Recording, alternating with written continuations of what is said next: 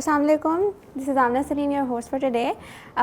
We have here two of our alumni from the CS department.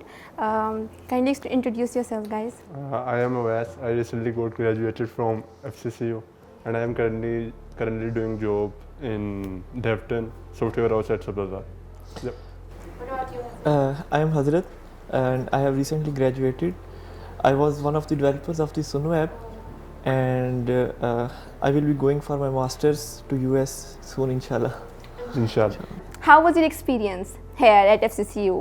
Yeah, I will say, but I spent the best 4 years of my life here. Best 4 years of your life, okay? I wish I could say that too. What about you, Hazrat?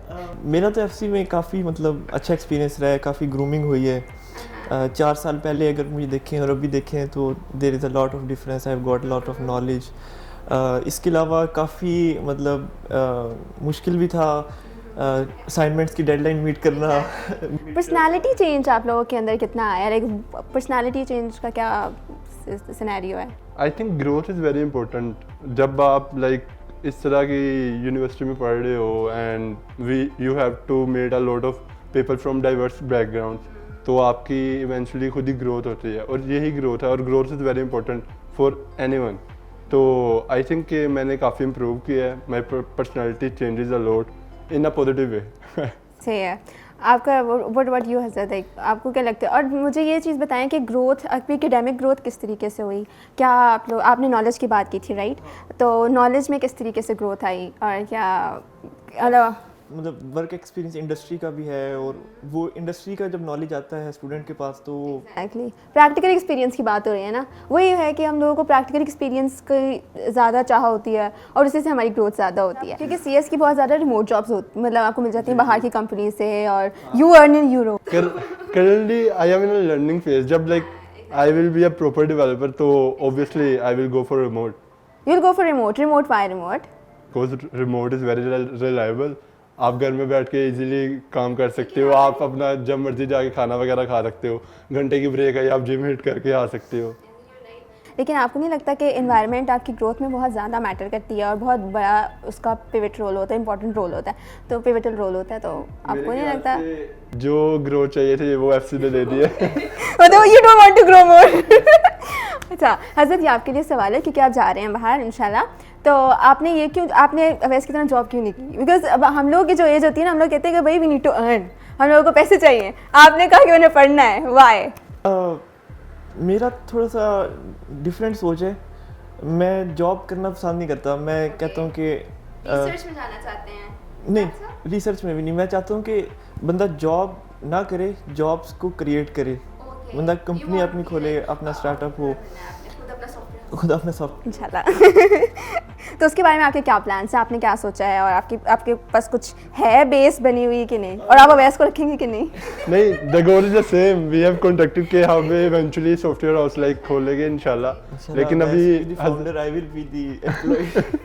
नहीं, ऐसी कोई बात नहीं. हजरत भाई क्योंकि US जा रहे हैं, पहले हमने सोचा था कि लाइक हमें अपना कोई काम स्टार्ट करना चाहिए, बट हजरत भाई क्योंकि यूएस जा रहे हैं, तो फिर हमने सोचा कि लाइक अभी हजरत भाई को स्टडीज़ कंटिन्यू करनी चाहिए. जब कर हाँ तब तक आई विल सेव. अच्छा, तो आपको क्या लगता है कि एससीएस का पाकिस्तान के अंदर, ये जो आईटी कंपनीज हैं उनका पाकिस्तान के अंदर क्या प्रोस्पेक्ट? अब मैं लिंक्डइन खोलूँ ना, हर जगह सिर्फ ये चीज़ आ रही होती है, सीएस की जॉब, सीएस की जॉब, सीएस की जॉब, आईटी की जॉब, आईटी की जॉब, आईटी की जॉब. तो आप लोगों को क्या लगता है कि अगले 10 सालों में किस तरीके से हमारी ग्रोथ होगी आईटी के उस हिसाब से, आईटी के प्रोस्पेक्ट में?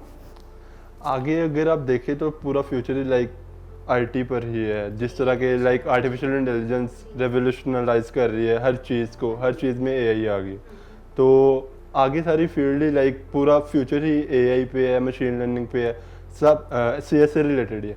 तो सीएस के लाइक सारी जॉब्स ही, अगर आप लिंक्डइन जैसे आप बात कर रही हैं, तो इसी वजह से लाइक वो डेवलपर्स लाइक हायर कर रहे हैं, क्योंकि आगे सारा फ्यूचर ही एआई और मशीन लर्निंग है. तो फिर हम इकोनॉमिक्स वालों को कोई काम नहीं है? इकोनॉमिक्स जो है वो आप उसके आईटी के साथ अगर मर्ज कर दें तो आपकी जॉब भी सेव हो जाएगी. You can learn IT too. It's not difficult. जैसे मैंने लाइक डॉक्टर हरून का बताया, वो बीबीए उन्होंने किया हुआ था. बीबीए के बाद वो मशीन लर्निंग एक्सपर्ट बन गए. लाइक इट्स वो ये तो आपकी लर्निंग कैपेबिलिटी के ऊपर बहुत ज़्यादा डिपेंड कर रहा होता है, आप बहुत सारी चीज़ें इकट्ठे भी कर सकते हो। सो ये, और फिर आप लोगों ने why did you choose FCCU, FC क्यों चूज़ किया, क्या मेन रीज़न था? Because my father wanted me to study in FCC।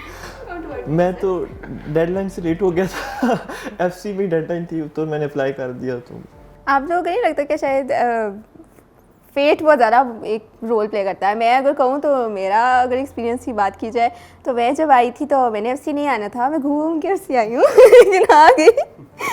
तो आप पहले कुछ प्लान करते हो और फिर कुछ और हो जाता है। तो आप लोग सेटिस्फाइड हो FC से? सेटिस्फाइड थे, अब तो आप हो गए हो हो गए हो। बीच में कभी ऐसी कोई एक्सपीरियंस आया, कोई ऐसी बात आई कि आप लोगों ने कहा नहीं यार कहीं और चले जाते हैं?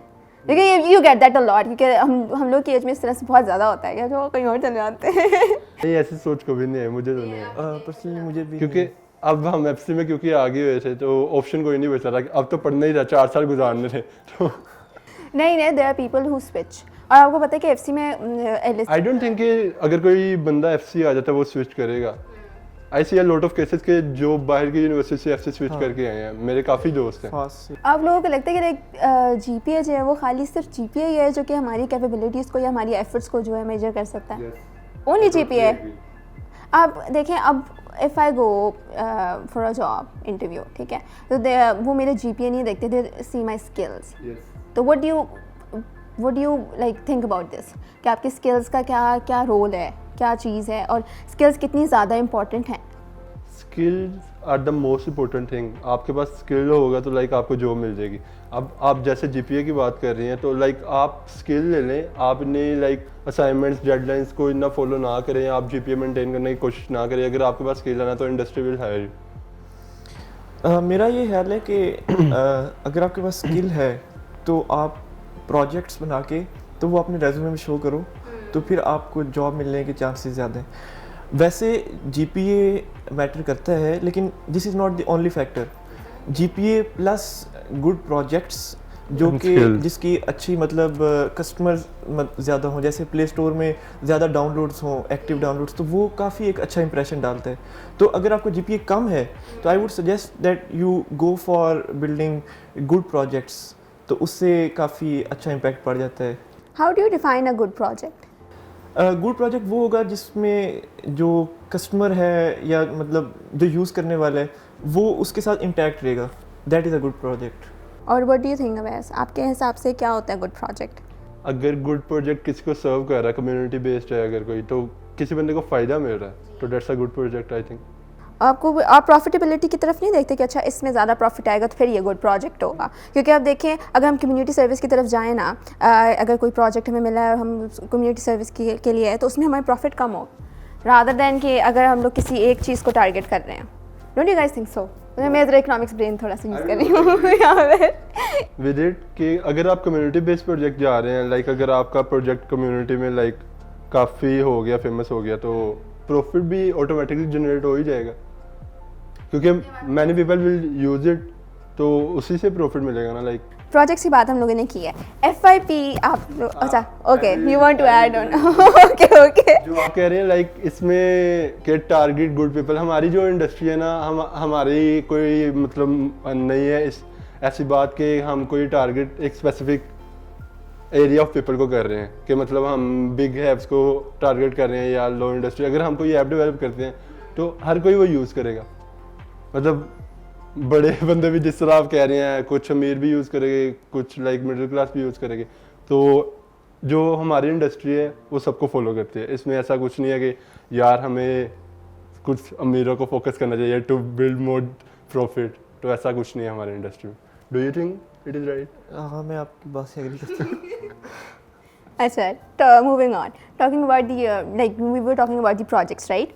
तो आप लोगों का FYP हुआ है अभी रिसेंटली, राइट? आप लोगों ने क्या चैलेंजेस फेस किया और कैसा था आप लोगों का FYP था किस बारे में? असल में हमारी 2 टीम्स थी जिन्होंने पार्टिसिपेट किया था, टीम A थी और टीम B थी। टीम A ने तो पहले काम कर लिया था, हमने उसी ऐप को एक्सटेंड किया था। ये ऐप जो है डेफ लोगों के लिए थी। डेफ लोगों का जो मेन मसला है हेयरिंग का, उस इशू को ये सॉल्व कर देती है। हाउ? वो इस तरह के डेफ पर्सन अगर हेयरिंग पर्सन से कम्युनिकेट करना चाहता है तो वो साइन करेगा और उसका साइन कन्वर्ट हो जाएगा एक सेंटेंस में जो कि एक हेयरिंग पर्सन समझ जाएगा। और ये हमारा पार्ट था। जो टीम ए थी उसका पार्ट ये था कि नॉर्म जो हेयरिंग पर्सन है वो कोई मतलब सेंटेंस टाइप करेगा जैसे हाउ आर यू, और वो हाउ आर यू साइंस की एक वीडियो बन जाएगी और वो डेफ पर्सन को दिखाएंगे उस वीडियो में। आप दोनों का इकट्ठे प्रोजेक्ट था राइट ना, तो और ये फिर लाइक काफ़ी अच्छी चीज़ है। और ये आइडिया किसका था, कहाँ से आया, या फिर आप लोगों को किस तरीके से लगा कि इस चीज़ की ज़रूरत है बहुत ज़्यादा? क्योंकि मुझे लगता है कि कोई वजह होती है हमेशा, किसी चीज़ की ज़रूरत बनती है किसी वजह से, तो क्या वजह थी? It was initialize by doctor Sidra, जो पहली टीम थी, लाइक जो पहली टीम ने काम किया था टेक्स्ट इनटू वीडियो लैंग्वेज, जो जैसा कि अजहर भाई ने बताया, तो उनका ही बेसिकली आइडिया था, क्रेडिट गोज टू देम।